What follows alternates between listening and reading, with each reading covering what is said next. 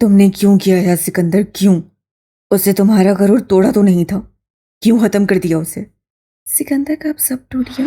वहशत के आलम में उठकर उसने अपने डेस्क को जोरदार ठोकर मारी। या अन्नान को उठकर पीछे होना पड़ा। मेरा नहीं तोड़ा, मगर बाकी भाई बाप का तो तोड़ा है उसने। और मेरी बात करते हो? मेरे गिर्द अगर रमशा सेल्फ डिफेंस का इस्तेमाल ना करती, चीखती ना, अगर बस का कमरा बंद ना होता तो वो कांपने लगा। उसकी तबीयत अजीब सी होने लगी। अनान घबरा कर उसके पास आया। उससे पहले सिकंदर गिरता उसने उसे पकड़ा। शेरू, शेरू। उफ, सोफी की चीखों से उसका सर चकराने लगा। दाऊद, दाऊद आंखें खोलो। उसने उसे कुर्सी पर बिठाया और तेजी से एंजाइटी की गोलियां तलाश की जो डेस्क की ठोकर से नीचे गिर गई थी। उससे गोली की डब्बी उठाई और उसको खोलकर 4 गोलियां निकालकर उसके मुंह में डाली और उससे झटके दिए। दाऊद यार, प्लीज ऐसे मत करो। उसे सिकंदर को झटका देते हुए जोर से कहा। आप मुझे बता देते सर जी कि सिकंदर को अगर ऐसे बर्बाद करना है तो मुझे इतने साल ऐसे कुड़ते जलते हुए ना गुजारना होते। जी जी। अरे, अब आप मुझे शर्मिंदा कर रहे हैं। वैसे आपने मुझे पकड़ लिया। बड़ा बेढंगा सा केका लगाया था उससे। छोटे मोटे शिकार कर ही लेते हैं आप। आपका तो हम मुकाबला नहीं लगा सकते। अब आता होगा मेरा आदमी, उसकी मोहनी सूरत बीवी को लाएगा। सुना है भांजी से ज्यादा हसीन और जमील है। अरे, हम उसका जायका चख लें, फिर आपको बता देते हैं। वो क्या है ना, आपका जरा टेस्ट काफी ऊंचा है। अरे सर, हमें आपसे प्यार है। आपका ख्याल है कोई ऐसी वैसी चीज थोड़ी दे सकते हैं आपको। जी जी, रखता हूँ। फोन रखकर मुड़ा ही था कि उसकी सांसें रुक गईं। रॉकिंग चेयर पर झूलते हुए वो उसे देख रहा था। सिकंदर भा, तुम? सिकंदर खुलकर मुस्कुराया। क्या हुआ शफकत साहब? सीटी गुम हो गई अचानक से मुझे देखकर। उसका चेहरा लट्टी की मानिंद सफ़ेद पड़ गया। इस वक्त जब वो उसकी बीवी के वजूद की तवक्का कर रहा था, उसे पता नहीं था कि सिकंदर भाई यहाँ मौजूद होगा। टांग पर टांग रखे वो मजीद बोला। बड़े पौड़ आदमी रखे हैं तुमने। अगर शेरों के बसेरों में भेज रहे थे उन्हें, तो कुछ तो ट्रेनिंग करवाते। तो तुम कैसे अंदर आए? शैतान हूं, कहीं से भी आ सकता हूं। हाँ, तो मैं क्या कह रहा था? मेरी गूंगी बीवी को उठाने का प्लान था। मतलब कि उसे उठाना ज्यादा आसान होगा, वो शोर नहीं करेगी। मगर तुम्हें कैसे पता लगा कि वो अलग कमरे में सोती है?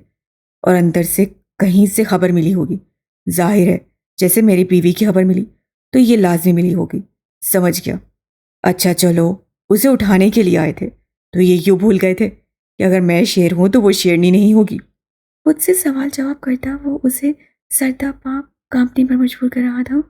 अरे, काम क्यों रहे हो? बैठ जाओ, अभी तो बहुत कुछ कहना है। ये ना हो मैं लगा रहूं और तुम बेहोश होकर गिर जाओ। मैंने वो कुछ कहना चाहता था, लेकिन उसके चेहरे को देखकर तो सारे अल्फाज, सारी वजाहतें ही खत्म हो गई थी। यार, मैं ये डायलॉग सुन सुनकर थक चुका हूं। एक तो बड़ी हिम्मत करके मुझे नीचा दिखाने के लिए शेर के मुंह में हाथ डालने की तैयारी करते हो, बल्कि तैयारी क्या, तुम लोग तो उसके करीब पहुंच भी जाते हो। मानना पड़ेगा। उसे ताली बजाई। मगर तब आते हो जब शेर सो रहा होता है। लेकिन ये भूल जाते हो कि शेर को खतरे की हल्की सी बू दूर दूर तक आ जाती है और फिर वो फौरन चौकस हो जाता है। बज़ाहिर तो वो सोता बनता रहता है ताकि शिकारी खुद चलकर उसके करीब आए। जाहिर है वो बादशाह होता है जंगल का। उसे क्या पड़ी इतनी तक दो की। वह एक लम्हे के लिए रुका, फिर बात जारी की। तो जब वो उसके करीब आता है ना, तो पता है क्या होता है? आधी अधूरी बात छोड़कर वो उठा। शफकत तेजी से पीछे हुआ। देखो सिकंदर, मैं सिक्योरिटी को बुलाऊंगा अगर तुमने मुझे कुछ नुकसान पहुंचाया तो। वो क्या करेगी मेरा? पूरे पाकिस्तान की पुलिस मेरा कुछ नहीं बिगाड़ सकती, तो ये छोटे मस्टंडे क्या करेंगे बताओ मुझे। वो आहिस्ता कदम चलाता उससे करीब आया। जबकि वो पीछे होने लगा, उसकी नजर सामने टेबल पर पड़ी। फ्रूट बास्केट पे गई तो वो तेजी से भागकर चाकू उठाने लगा कि सिकंदर उस पर झपटते हुए उसी गिरबान थामकर उसे एक जोरदार थप्पड़ झाड़ा। उसका दिमाग ही हिल गया। उफ, तुम जानते भी हो तुम किसकी बात कर रहे थे और किस हक से कर रहे थे? उफ, कैसी धार थी। शफकत को अपने कान फटते हुए महसूस हुए। सुन दिमाग लिए वो अपने आप को छुड़वाने लगा, मगर उसने उसके गिरबान थामे उसे दीवार के साथ लगाया और एक जोरदार मुक्का उसकी आंख पे मारा। तुम दरिंदों ने आखिर औरत को समझा क्या हुआ है? वो दुनिया में तुम लोगों की सिर्फ प्यास बुझाने आई हैं। उसका जबड़ा थाम कर घुर्राते हुए वो किसी मौत के फरिश्ते से कम नहीं लग रहा था। एक चीज़ ही उसके चेहरे पे देख के कह सकते थे, कातलाना, मोहली और धुंधू। बाकी औरत को हाथ लगाने के नताइज तो मैं तुम्हें बाद में बताऊंगा। पहले मेरी बीवी को हाथ लगाने के नताइज जानना चाहोगे? क्या है? आहिस्ता सर लहजे में बोलता वो किसी हैवान से कम नहीं लग रहा था, जबकि वो बिल्कुल साकित उसे देखने की कोशिश कर रहा था। उसकी आंखें सूझकर काली हो गई थीं, जो खुलने का नाम नहीं ले रही थीं। बब्बा। निढाल अंदाज में उसे सिकंदर का नाम पुकारकर उसे छोड़ने की इल्तिजा की। फौरी मौत इंग्लिश में बोलते तो इंस्टेंट डेथ। हन्नान ने गहरा सांस लिया। उसके घुटने को थपथपाकर वो बोला, सिकंदर प्लीज हनान, मुझे कोई लेक्चर मत देना। मैं सब कुछ बर्दाश्त कर सकता हूँ मगर एक रेपिस्ट को नहीं। मुझे अगर उनका खात्मा करने के लिए 1000 कत्ल भी करने पड़े तो मैं करूँगा। सिकंदर, मैं तुम्हें गलत नहीं कह रहा, बल्कि मुझे तुम्हारे एक्शन पे फख्र है। तुम्हारी जगह मैं भी होता तो 1000 गोलियां उसके वजूद में उतारता, मगर ये कानून के साथ पूरी दुनिया। सिकंदर ने उसकी बात काटी। 13 साल मैंने दुनिया की परवाह नहीं की हन्नान अलवी, और तुम कह रहे हो मैं अब करूं? क्यों करूं? किस लिए करूं?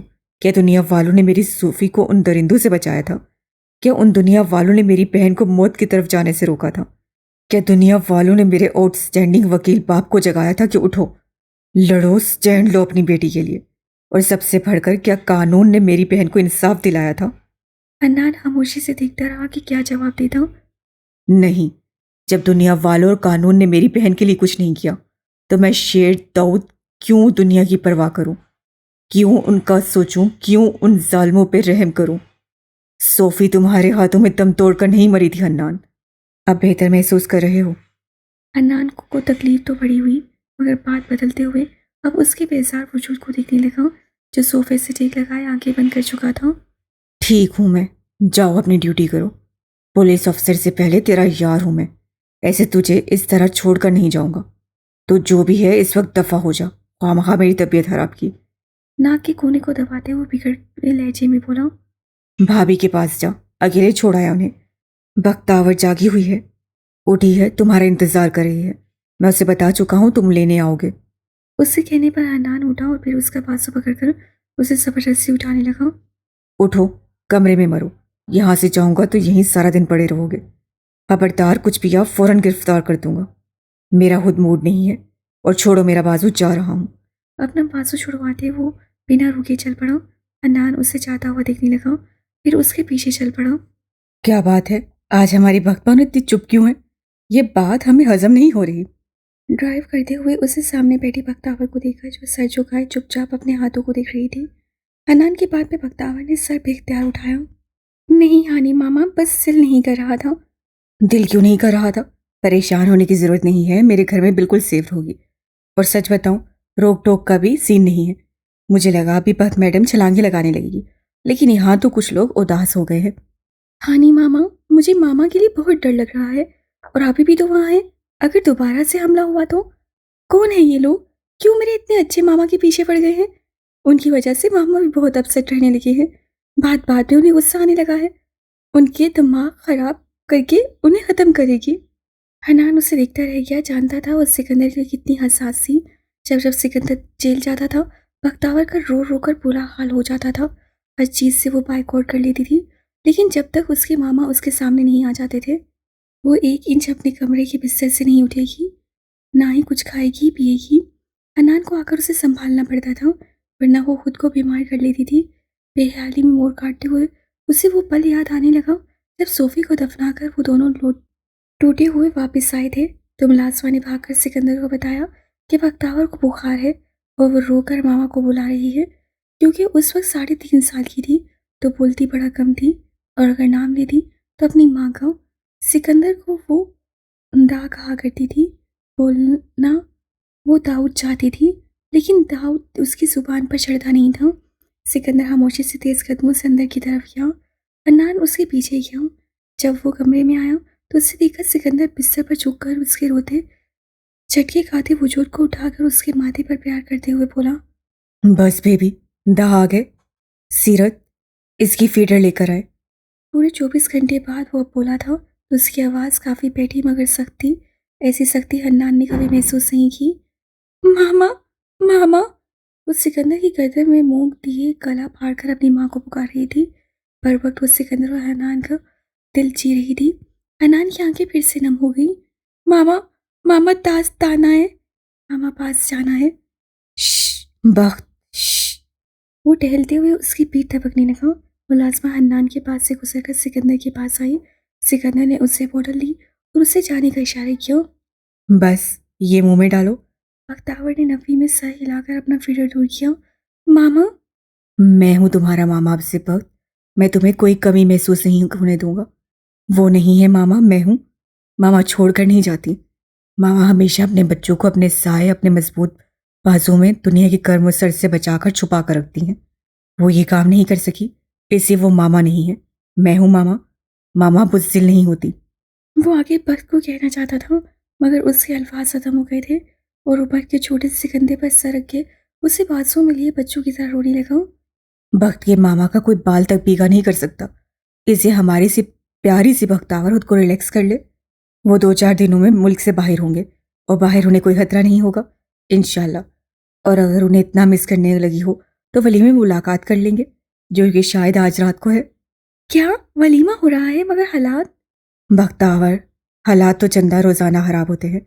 इसका ये मतलब तो नहीं कि हम बिल्कुल डर कर छुप कर अंदर बैठ जाएं। और वलीमा क्लब में नहीं हो रहा, घर पे हो रहा है। हमारा घर? मगर वहां पे तो हमला भी हुआ था। छोटी सी तकरीब कर रहा है सिकंदर, जिसमें हम सब अपने होंगे और वहां पे सिक्योरिटी का सारा इंतजाम हो चुका है। फिक्र करने की जरूरत नहीं है। Now cheer up. इस उम्र में परेशान होने वाले लोग मुझे सख्त जहर लगते हैं। तुम्हें तो ज्यादा लगते थे। अब उन्हीं की तरह मैडम अपनी ब्यूटी खराब करने पर तुली हैं। अब ऐसी बात नहीं है, ब्यूटी के चक्कर में बेहिस बन जाऊं। 2 दफा अटैक हुआ है, कोई आम बात थोड़ी है। तुम्हारे मामा को खतरे में खेलना पसंद है बच्चे। वो जाने फिर। उसके शहर से कहने पर बख्तावर ने हन्नान के बाजू पर हल्का सा मुक्का मारा। यू आर सो मीन हानी मामा। अब सो तो नहीं रही थी पुप्पो? पर्दे को हटाकर उससे बाहर देखते हुए फोन पे अपनी पुप्पो को कहा था। जवाब में उन्होंने ठंडी हवा भरते हुए कहा, अब कौन सी नींद मेरे बच्चे। जब से मेरे वजूद का हिस्सा मुझसे जुदा हुआ है, नींद का तो सवाल ही पैदा नहीं होता। पता नहीं किस हाल में होगी, जिंदा भी हो गई या मर गई होगी। उसका तो जैसे नामो निशान ही मिट गया। आईना, कुछ तो पता चले। औलाद के मरने पर तो कभी ना कभी सब्र आ जाता है, मगर औलाद के बिछड़ जाने भी कभी नहीं आता। वो कहते हुए एकदम से रोने लग गई। नूराइना एकदम पुकला गई। फुप्पो, क्या कह रही हैं आप? ऐसे मत करें प्लीज। मैं भी मौजूद नहीं हूँ, अकेले तो आप अपनी तबीयत खराब कर लेंगी। कुछ तो अंकल का सोचे। क्या करूँ, खुद को बड़ा समझाती हूँ मगर बस में नहीं है। नूराइना, मैं दुआ करती थी कि किसी तरह अब मेरी बच्ची का घर बस जाए। जल्द अज जल्द वो इस घर को छोड़कर पिया देश सुधार ले। मगर हाय काश मैं ये दुआ ना करती, उसकी शादी ना होती, वो कुछ ना करती, बस मेरे पास रहती। नूराइना ने गहरा सांस लिया। पुप्पो, खुद को संभाले, मैं आपसे मिलने आऊंगी। और बस ये समझ ले, रमशा बिल्कुल ठीक है, उससे एक खरोच भी नहीं आई। एकदम मिसेस रऊफ चौंक पड़ी उसकी बात पर। क्या मतलब? तुम लोगों को ऋषि की कोई खबर मिली? बताओ दुराइना। एकदम दुराइना को अपने जल्दबाजी पर गुस्सा आया। मुझसे कुछ भी बोलने लग जाती, मगर क्या करती, पुप्पो के आंसू बर्दाश्त से बाहर हो गए थे। आंखें खुलते हुए उसने इधर देखा, फिर उससे जो वो उसके गाल सहला रहा था मुस्कुराया। Good morning ray of sunshine. आज मुख्तरमा कुछ ज़्यादा लंबा सोई हैं। रमशा ने उसे होले से घूरा, दोबारा आंखें बंद की। उठिए मैडम साहिबा, बहुत सो लिया। आज का दिन बहुत खास है। रमशा ने अपने मुंह पे कंबल तान कर कहा। क्यों? आज कौन शहीद होने वाला है? एकदम उसकी ऐसी बात पर सिकंदर बिल्कुल चुप होकर रह गया। एक तो तुमने मुझे अपनी नज़रों में भेड़िया ही बनाया है, अब इतना भी बुरा नहीं हूँ। उससे खुद को संभाल कर मसनूई गुस्से से कहा, जी, जैसे 1 महीने में तो आपने सबको फूलों पर बिठाया है। सिकंदर के चेहरे पर मुस्कुराहट फैली। अगर तुम मेगन की बात कर रही हो तो सॉरी, मेरा इतना बड़ा दिल नहीं है और ये बड़ा कीमती दिल है, बांटने के लिए नहीं बना। रमशा को अब उठना पड़ा। बिस्तर पर बैठकर उसे देखा जो अब उठ चुका था। उस सामने वुडन टेबल पे मौजूद ट्रे उठाकर उसकी गोद में रखी। रमशा ने उस ट्रे को देखा, फिर उससे ये क्या है? बिस्तर पे बैठी हैरत से अपनी गोद में मौजूद ट्रे को देख रही थी, जबकि सिकंदर एप्रन पहने अपनी गर्दन खुजाकर कहने लगा, नाश्ता। वो उस नाश्ते को देखने लगी। एक बाउल में मेल्टेड चॉकलेट मौजूद थी, उसके साथ ढेर सारी स्ट्रॉबेरीज, और एक बड़ा सा बाउल था जिसमें फुल आइसक्रीम संडे थे। मतलब सिकंदर, बहुत शेफ ने अपनी बीवी के लिए ये बनाया था। स्वीट नहीं है? वो बड़े बच्चों के अंदाज से पूछ रहा था। रात की बानिस्बत वो काफ़ी फ्रेश दिखाई दे रहा था। लग नहीं रहा था कल वो कितना पागल हुआ था कि पूरे जहाँ के टुकड़े टुकड़े कर देता। यस, बहुत ज़्यादा स्वीट है। उसे स्ट्रॉबेरी को उठाते हुए मीठा सा तंज किया। तो खाओ ना, मैं पहली दफ़ा किचन में गया हूँ और तुम ऐसे मेरा मुंह देख रही हो। सिकंदर, मुझे ज़ियाबेतिस का मरीज़ बनाना है। सिकंदर ने एकदम उसे घूरा। तुम लड़कियां आखिर खुश किस चीज़ पे होती हो? मतलब इतनी नाशुक्री क्यों होती हो? वो उसके सामने बैठते हुए बोला, तुम मर्द लोग इतने एक्सट्रीमिस्ट क्यों होते हो? मतलब प्यार करोगे तो इंतहा का करोगे, नाराज़ होगे तो ऐसे बन जाओगे जैसे कुछ है ही नहीं। नहीं, हम तुम्हारे। वो अब चम्मच उठाकर संडे के मजे लेते हुए ठहर ठहर कर बोली, जबकि सिकंदर उसे देखता रहा, कुछ कहा नहीं। मैं अकेली नहीं खाऊंगी, आपको भी मेरी मदद करनी पड़ेगी। सॉरी रे, मैं तो नहीं खा सकूंगा, तुम्हें ही खिलाना पड़ेगा। एकदम रमशा चौंकी। क्यों भला? उसने रमशा के बाएं हाथ को पकड़ा और फिर दूसरे हाथ से जेब से टेप निकाली। रमशा ने नासमझी से उसे देखा और फिर सिकंदर उन दोनों के थामे हुए हाथ के ऊपर टेप लगाने लगा। रमशा फौरन समझ गई। मेरा दायां हाथ तो अब किसी की कैद में आ चुका है, अब ये पूरे 24 घंटे बाद ही आज़ाद होगा। रमशा अपना हाथ पीछे करने लगी कि सिकंदर ने मजबूती से थामकर अपने काम में मसरूफ हो गया। Are you crazy Sikandar? तुम्हारे लिए हाँ हूँ, ये भी कोई पूछने वाली बात है? ये आदमी आखिर साबित क्या करना चाहता है? सिकंदर, 24 घंटे? प्लीज तुम मजाक कर रहे हो ना? सिकंदर ने चेहरा उठाया। मैं तुम्हें हंसता हुआ दिखाई दे रहा हूँ? सिकंदर, मैंने वॉशरूम जाना होगा, मुझे चेंज करना होगा। मेरे क्या तुम्हारे बहुत से काम होंगे? तुम मुझे ऐसे साथ लेकर जाओगे? ड्राइविंग फिर कौन करेगा? देखो, मैं जानती हूँ तुम बहुत अच्छे हो, मगर इतनी अच्छाई को बुराई बनते देर नहीं लगती। वाइफी डियरेस्ट, मैं आज छुट्टी पर हूँ, आज का सारा वक्त मैं तुम्हारे साथ स्पेंड करूँगा, इसलिए मुझे कोई ज़रूरी काम नहीं है। रही बात कि मैं अच्छा हूँ, तो तुम्हें किसने कहा मेरा ये अमल भी बुरा है? तो इसे भुगतना सिर्फ 24 घंटे हैं, बस। रमशा ने टिश्यू पकड़ा और अपना मुंह साफ करते हुए उसे देखा। वो समझ गई वो उसके कल डर जाने की वजह से ऐसा कर रहा है। ये एक बहुत क्यूट है, मगर वो उसे बाउंड नहीं करना चाहती। वो जो कुछ कर रहा था उसके लिए कर रहा था, अपने लिए नहीं। मैं जो कुछ भी करता हूँ रे, अपने लिए करता हूँ, और मुझे तुम्हारे साथ 24 घंटे क्या हर लम्हा भी बांध दिया जाए तो मैं तुमसे तंग नहीं आऊँगा। जिनका दिल हर चीज़ से उकता जाए, ट्रस्ट मी, उनके दिल इतने खालिस और मजबूत नहीं होते। उन दोनों के जुड़े हाथों को जरा सा ऊपर करते हुए वो बोला, ये तो सिर्फ क्यूट एक्शन लगेगा तुम्हें, मगर मुझे यकीन देता रहेगा कि मैं इस दुनिया से चला भी जाऊंगा तो इस हाथ का लम्स, इसकी खुशबू हमेशा मेरे साथ रहेगी। गंभीर लहजे में बोलता अपने हाथ नीचे कर चुका था। रमशा ने लब दबाकर उसको कुछ कहने से रोका, मगर उसकी बातों पे इतना गुस्सा आया था, रोती हूँ मैं इसकी बातों पर। उससे कहते हुए उससे अपने आज़ाद हाथ से आइसक्रीम का बाउल उठाया और सिकंदर के बालों पर गिराया। बोलने से पहले सोचा करे कि उसका अंजाम भी क्या हो सकता है। रे, तुम अंदर चलो, मैं ज़रा किसी काम से फटाफट होकर वापस आता हूँ। गाड़ी गेट के सामने रोककर वो साथ बैठी भक्त से बोला, मगर हानी मामा, मैं। भक्त चंदा, अंधे दूरे आप ही होंगी, अपना तारुफ करवाना, फिर बस भूल जाना अपनी रमशा आपी को, ओके? हन्नान के कहने पर बख्तावर ने उसे घूरा। मेरी मिशी आपी का कोई मुकाबला नहीं हानी मामा। माना आपकी बीवी स्पेशल होंगी, मगर वो रमशा आपी नहीं है। तोबा है, बंदा भक्तावर बीबी के साथ मजाक नहीं कर सकता। मैं अपना सामान ले जाऊं? नहीं, भारी है आपका सामान और इस वक्त निकालने का बिल्कुल टाइम नहीं है, इसलिए जल्दी उतरो और जल्दी अंदर घुसो। ये ना हो तुम्हारे मामा ने बंदे छोड़े हों नजर रखने के लिए, और अगर ऐसा हुआ तो फिर मेरी भुजिया बन जाएगी।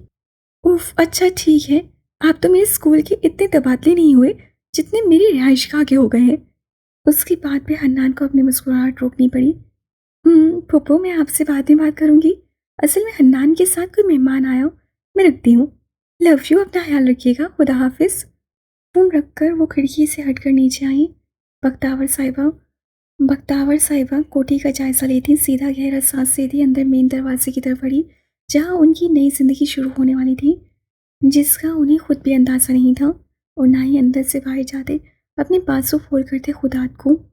दुरायना दरवाज़ा खोलकर बाहर आई और घूमकर सीढ़ियों की तरफ बढ़ी और नीचे उतरने लगी। उससे देखा खुदात अपने बालों पर हाथ फेरता सुबह सुबह शायद कहीं निकलने के लिए तैयारी था। दुरायना एकदम रुक गई। चाचू इतनी जल्दी उठ गए और ये सुबह सुबह कहाँ जा रहे हैं? उफ, ये दरवाज़ा कितना भारी है। चोर भी अंदर घुसने की कोशिश करेगा तो दरवाज़ा खोलने में पूरी ताकत लग डालेगा, लेकिन चोर एक पुलिस ऑफिसर के घर थोड़ी ही घुसेगा। बख्तावर तुम भी ना थोड़ा सा जोर लगाओ, वरना इधर ही सारा दिन खड़ी रहोगी और सामने गार्ड लोगों के सामने बेइज्जती बिल्कुल नहीं करवानी। ये अल्लाह मदद। हदात उससे पहले दरवाजे के हैंडल को पकड़ता हूँ। बख्तावर ने पूरा जोर लगाकर दरवाजे को धक्का दिया और अंदर दाखिल हुई और दरवाज़ा सीधा हदात की चौड़ी पेशानी पे जा लगा। उफ मेरे खुदाया। या अल्लाह चाचू, थैंक गॉड मैं अंदर। Oh shit. अंदर दाखिल होते हुए उसने एकदम सर पकड़े एक लंबे चौड़े नौजवान को देखा तो उससे मुंह पे बेख्तियार हाथ रखा। या अल्लाह चाचू, आप ठीक तो हैं? चाचू साहब ने सर पर हाथ रखकर खुद को संभाला, फिर अपनी काली ऐनक से मुजरिम को देखा जो कभी उसे और कभी दुरायना को देख रही थी, जो परेशानी से हुदात के माथे पे पड़ते नील को पर देख रही थी। सॉरी, आपको लगी तो नहीं? पूरा दिमाग हिलाकर ये लड़की पूछ रही थी कि आपको लगी तो नहीं, मगर ये थी कौन और यहाँ क्या कर रही थी? ठीक हूँ मैं, और तुम्हें कोई मैनर्स नहीं है? दरवाज़ा कभी ज़िंदगी में नहीं खोला, और कौन हो, यहाँ क्या कर रही हो? मामा के अलावा किसी ने उससे ऊंची आवाज़ से बात करने की जरूरत नहीं की और ये शख्स इतने धड़ल्ले से उसे सुना रहा था जैसे कोई मुलाजिम हो। मैंने सॉरी भी तो कहा। आप तो ऐसे रिएक्ट कर रहे हैं जैसे पूरा दरवाज़ा आपके ऊपर गिरा दिया हो। रही दरवाज़ा खोलने की बात, तो मुझे खोलने की ज़रूरत ही नहीं पड़ी। मेरे लिए खोलने वाले हमेशा शामिल थे। मेरा नाम बख्तावर है। मैं अरे वाह, तुम, व्हाट ए प्लेजेंट सरप्राइज। इससे पहले वो अपना बोल हुदात के सामने खोल दी, नुराना ने तेजी से उसको गले लगाते हुए कहा, कोई बात नहीं, चाचू को लगाओ। तुम कोई और हो इसलिए थोड़ा रूड हो गए। हन्नान कहाँ है? तुम्हें छोड़कर तो नहीं चले गए? आप दूरी आप ही हैं और ये थोड़े रूड थे। इनकी ऐनक के पीछे छुपी आंखों से लग रहा है ये मेरा गला दबाना चाहते हैं। अदात ने उस 5 फुट 3 इंच की लड़की को देखा और सर झटक कर बिना कुछ कहे उस बदतमीज लड़की को इग्नोर करके बाहर चला गया। तो ये थी हनान की सो कॉल्ड भांजी। अब घर पे गुजारा कैसे होगा? हाँ मैं हूँ, आओ, तुम्हारा सामान कहाँ है? ऐसे ही आ गई। चलो कोई नहीं, शॉपिंग करने जाएंगे, कपड़े और बाकी चीज़ें ले लेंगे। नहीं, वो हानी मामा को कहीं जाना था तो उन्होंने कहा फौरन काम निपटा कर वापस आ जाएंगे। अच्छा, तुम फ्रेश तो लग रही हो, अगर चाहो तो दोबारा हो जाओ, नाश्ता करोगी? नहीं आप ही, मैं ज़रा सोना चाहती हूँ। असल में क्या हानी मामा ने आपको बताया है? वो कुछ कहने लगी थी कि एकदम उस बात पर झिझक सी गई। रायना ने चौंक कर उसे देखा। हन्नान ने क्या बताया है, कोई बात है? उससे कहते हुए दरवाजे की तरफ देखा जहाँ से अभी खुदा निकला था। कुछ नहीं, मेरा बेडरूम किस तरफ है? वो समझ गई तो उससे जल्दी से कहा और अपने तासुरात को काफ़ी हद तक नॉर्मल किया। बख्तावर बच्चे, मुझसे डरो मत। अगर कोई बात है जो हन्नान ने मुझसे छुपाई है तो तुम मुझे बता सकती हो। अब क्या करूँ? हानी मामा लाख ठंडे मिजाज के, मगर जब उन्हें गुस्सा आता है तो मामा का भी लिहाज नहीं करते। वो ना, मुझे पता चला आप ही की कज़न है। क्या आपको पता है कि आप ही? वो जो ये कहने वो लगी थी कि आप ही को मेरे मामा ने उठाया था, वो कह ही नहीं सकी क्योंकि दुरायना ने समझते हुए मुस्कुराकर उसकी बात काटी। आहिस्ता, यहाँ किसी को पता नहीं चलना चाहिए। हन्नान ने मुझे ये बात बताई थी, इससे बेफिक्र हो, मुझसे डरने की कोई ज़रूरत नहीं है। जहाँ तक मेरी मिशी की खुशी का सवाल है तो मैं उसके लिए कुछ भी करने को तैयार हूँ, चाहे इतनी बड़ी बात अपनों से छुपानी ही क्यों ना पड़े। उसकी बात पे बख्तावर एकदम से पुरसुकून होगी। आई नो, मामा ने अच्छा नहीं किया। आप ही और मुझे अभी भी उनकी इस हरकत पे गुस्सा है, मगर वो रमशा आप ही से बहुत प्यार करते हैं, इतना कि आप भी देखकर दंग रह जाएंगी। प्लीज़ उनसे नफरत मत कीजिएगा। अरे, दुरायना उसके साथ चलते हुए हंस पड़ी। पागल, उससे मेरी प्यारी मिशी की जान और इज्जत बचाए, इसमें गुस्सा होने वाली कौन सी बात है? हाँ, उनकी रेपो दुनिया वालों के साथ अच्छी नहीं है, इसलिए वो रमशा को उसकी फैमिली के पास नहीं लेकर जा रहे। बट इंशाल्लाह वो दिन दूर नहीं है जिस दिन रमशा हम सबके साथ होगी। और मुझे ये जानकर बहुत खुशी हुई कि सिकंदर भाई उसे खुश रख रहे हैं, तो नफरत और गुस्से का सवाल ही पैदा नहीं होता। ये क्या कह रही हैं? मामा ने आप ही को किडनैप किया था और ये कह रही हैं मामा ने उनकी जान और इज्जत बचाई, मगर ये कब हुआ? मुझे लगा ये तो मामा से नफरत करेंगी, मगर ये रमशा भी कज़न ही है ना। वो दिल में सोचती हुई उठी, दिखती रही, फिर सर झटक कर बोली, चले, मुझे ज़रा सा सुकून हुआ कि आप मामा से नफरत नहीं करती तो मुझसे भी नहीं करती होंगी। उफ, वैसे हन्नान ने सही कहा था, लड़की पूरी फिल्म है। तुम्हारी बातें सुनकर मुझे 5 मिनट में यकीन हो गया। चंदा, नफरत क्यों होनी थी? तुम तो इतनी प्यारी सी हो। चलो, इस भूत बंगले में मुझे एक साथी तो मिला, वरना मेरे चाचू और मियाँ ने तो मुझे सनाई में सड़ते हुए छोड़ देना था। आओ।